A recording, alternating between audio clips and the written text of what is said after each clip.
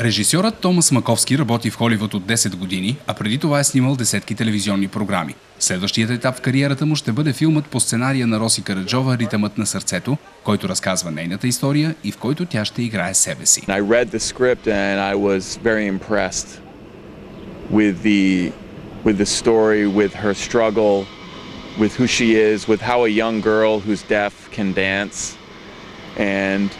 And when I read the script, I was very impressed with how well it was done, how much work had gone into it, and it touched me, it moved me. Her story is incredible.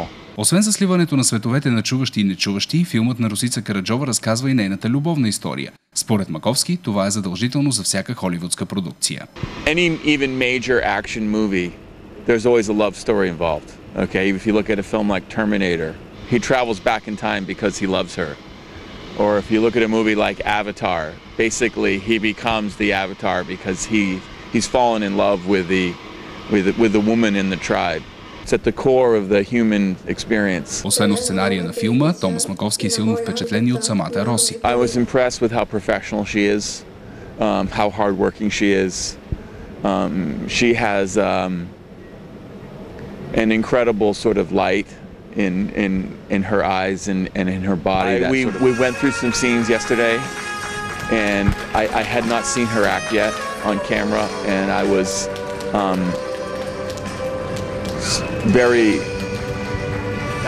I was impressed with how well she can act. I was surprised at how well she can act. An actor is one of the hardest jobs in the world.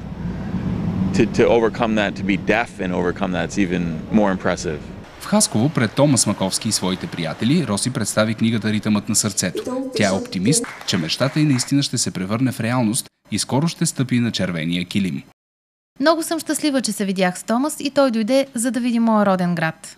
Роси иска да каже на всички хора като нея да не се отчаиват, защото когато човек иска нещо силно, то се случва.